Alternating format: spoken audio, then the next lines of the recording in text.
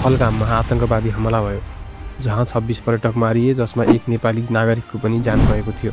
2019मा पुलवामा आत्मघाती हमलापछि भारतले पाकिस्तानमा एयर स्ट्राइक गरेको थियो।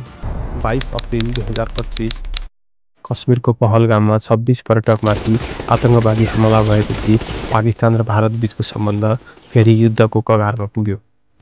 उक्त घटनाको बदलास्वरूप भारतले आतंकवादी कारबाही भन्दै पाकिस्तानमा मिसाइल हमला गर्यो। पाकिस्तानले पनि जवाफी कारबाही गर्यो। तर 3 दिनमै अमेरिकी मध्यस्थतामा युद्धविराम घोषणा भयो। दुवै देशले जितको दाबी गरे, तर वास्तवमा के कसैले युद्ध जित्यो वा दुवै देशले हारे वा अरू कुनै तेस्रो देशले नै जित्यो? Pakistan and India exchanged fire across their border overnight. Pakistan says it has launched a military operation against India.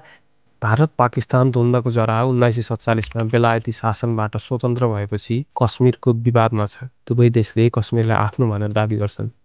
1947, 1965, 1971 र 1999मा युद्ध भइसकेको छ। 2019मा पुलवामा आत्मघाती हमलापछि भारतले पाकिस्तानमा एयर स्ट्राइक गरेको थियो। यसपालिको सङ्घर्ष पनि त्यस्तै आतंकवाद विरुद्ध जवाफी कारबाहीको नाममा भएको हो। पहलगाममा आतंकवादी हमला भयो, जहाँ 26 पर्यटक मारिए, जसमा एक नेपाली नागरिकको पनि जान गएको थियो। भारतले यस आक्रमणको दोष पाकिस्तानमा आधारित आतंकवादी समूहलाई दियो। यस घटनाले भारतमा आक्रोशको लहर ल्यायो र प्रधानमन्त्री मोदीले कडा प्रतिक्रिया दिने सङ्केत गरे।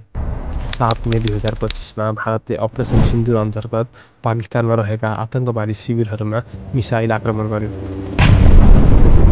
पाकिस्तानले यसलाई आफ्नो सार्वभौमिकतामाथिको आक्रमण मानेर कडा प्रतिक्रिया स्वरूप अपरेसन बुनियान अल मसरुज घोषणा गर्दै भारतीय एयरबेस र सैन्य ठाउँमा ड्रोन हमला गर्यो। भारतले 5 सैनिक र 21 नागरिकको मृत्यु स्वीकार्यो।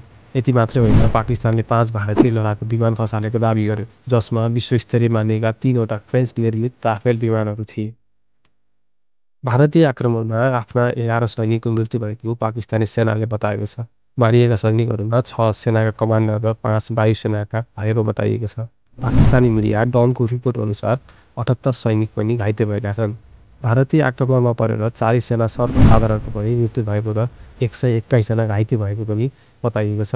दुवै देशको तनाव बढ्दै जाँदा अमेरिकी राष्ट्रपति डोनाल्ड ट्रम्पको मध्यस्थतामा 10 मे 2025मा युद्धविराम घोषणा गरियो। यद्यपि युद्धविरामपछि पनि दुवै पक्षले एक अर्कामाथि उल्लङ्घनको आरोप लगाइरहेका छन्।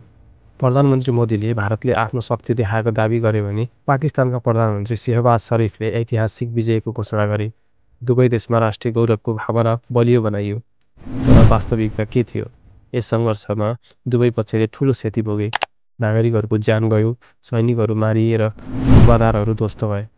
कश्मीरको समस्या अझै समाधान हुन सकेको छैन। भारत पाकिस्तान बीचको पछिल्लो सङ्घर्षमा स्पष्ट विजेता कोही छैन। दुवै देशले केही जिते पनि धेरै गुमाए। यस युद्धबाट कसैलाई फाइदा भएको छ भने चीनलाई भएको छ। राफेल, जुन विमानलाई आधुनिक र 4.5 जेनेरेसन भनिन्छ, त्यो विमान चीनमा बनेको लडाकु जहाजले खसालेपछि चीन 81 ग्लोबल हतियार बजारको हिरो बनेको छ। यस युद्धमा पहिलोपटक प्रयोग गरिएको चीनको PL-15 मिसाइल, यो मिसाइलको मारक क्षमता 145 किलोमिटरभन्दा बढी छ र हाइपरसोनिक गतिमा उड्छ। अमेरिकालाई समेत झस्काउने यस्तो क्षेपास्त्र चीनले पाकिस्तानलाई बेचेको हो। पाकिस्तानले राफेल खसालेको घटनापछि चीनको विमान बनाउने कम्पनी खेन्दु एयरक्राफ्टको मूल्य 20%ले बढिसकेको छ।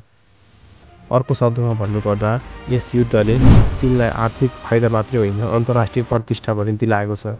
भारत पाकिस्तानको द्वन्द्वमा प्रत्यक्ष युद्ध त यी दुई बीच छ, तर पर्दा पछाडि उभिएको छ चीन, जो यस भिडन्तबाट सबैभन्दा धेरै लाभ उठाइरहेको छ। पाकिस्तान लगायत सीमित देशहरूमा मात्र निर्यात गर्ने चिनिया हतियार अब अन्य देशको रोजाइमा पर्ने सम्भावना बढेको छ।